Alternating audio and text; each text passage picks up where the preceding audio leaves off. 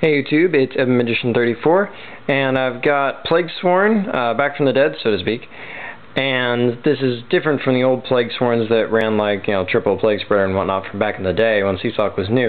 But it does have an interesting spin on the idea. Runs one copy of Plague Spreader Zombie, one copy of Meizuki, and 3 copies of Zombie Master, and that's all of it. It's primarily Lightsworn heavy. We're running Zombie World to take advantage of this guy. In a lot of ways we're using him like another Lumina.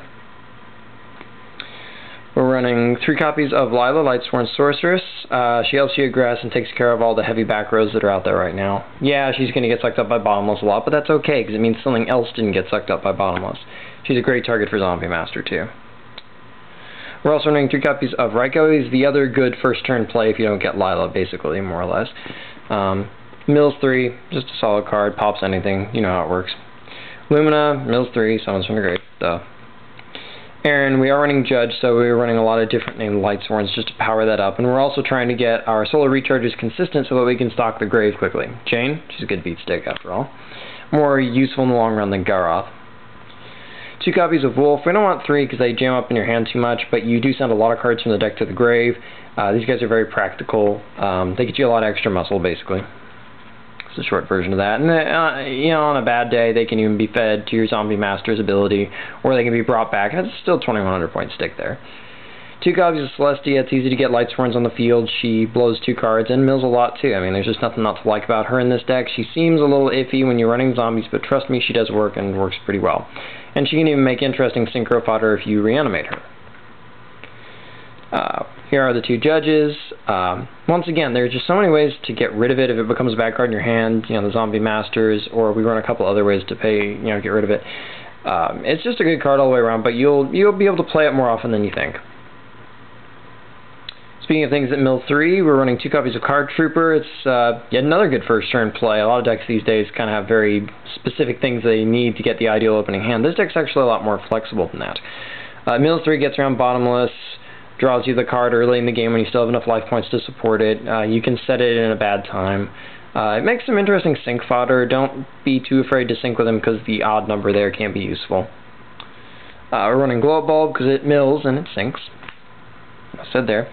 And last we're running Morphing Jar. He pitches stuff out of your hand when you don't need it. Draws you 5. Draw 5 is the important part of this. This guy can easily lead to kills. That's what he's designed for.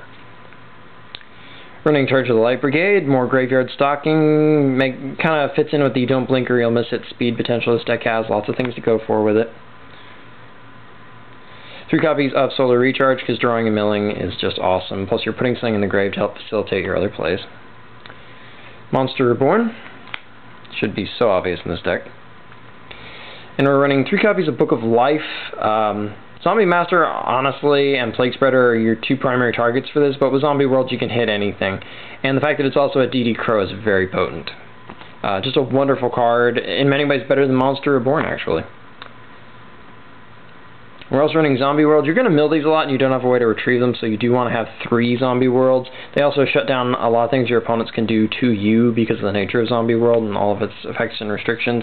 We're also running 1 Terraforming just to go get it. Basically, we're running 4 copies of Zombie World, but we are running 42 cards in the deck. Foolish Burial, because there are just so many things to send to the grave. Kind of a duh.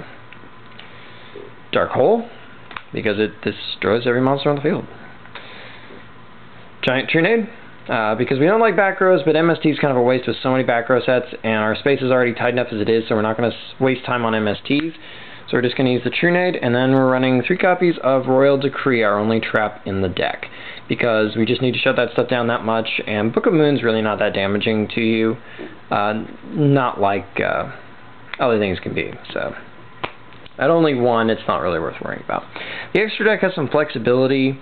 Honestly, a number of these slots can be switched around and the deck is almost as good. For instance, I'm running Ally of Justice, Decisive Armor, just because I can. But actually syncing for 10 is not very hard in this deck. That's Zombie Master, and then Plague Spreader, Zombie Master, Wolf, and Plague Spreader, however you end up doing it. It's a 3,300 point stake, and if your opponent ever does have a light monster on the field, woe be unto them. Plus he's good for reanimation later with Book of Life or something like that, so... honestly, I'm mostly running him for the fun of it. You can run a second Trishula instead of that, and that's just fine. Trishula.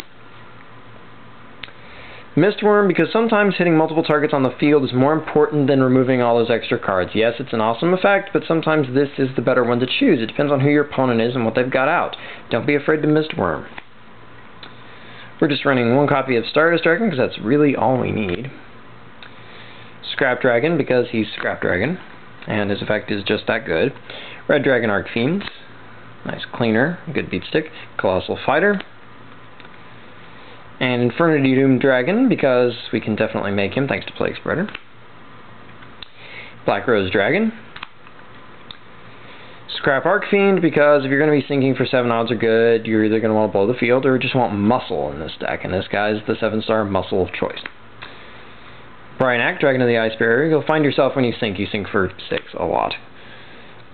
There's Doomkaiser Dragon, obviously really good when you're running Zombie World. He just steals any monster out of your opponent's grave straight up when you have Zombie World on the field. And he's 2400, he's not a bad beat stick. We also have Gaia Knight, speaking of beat sticks. Ally of Justice Cataster. And last but not least, Magical Android, just another 5-star target basically. Obviously TG Hyper Librarian is a slightly better choice in most cases, but I anticipate that most of you don't have it yet. And there's some debate about whether or not it's legal at the time I'm recording this. So, anyway, Magical Android. And that's the deck. And it's a lot of fun. You should give it a try. It takes a little bit of expertise in the game to be able to play it well. And it may take some fine-tuning, but overall I've actually been impressed with what I've seen of the deck so far, and it is a heck of a lot of fun to play. So, anyway, until next time, rate, comment, subscribe, and check out my channel for more cool videos.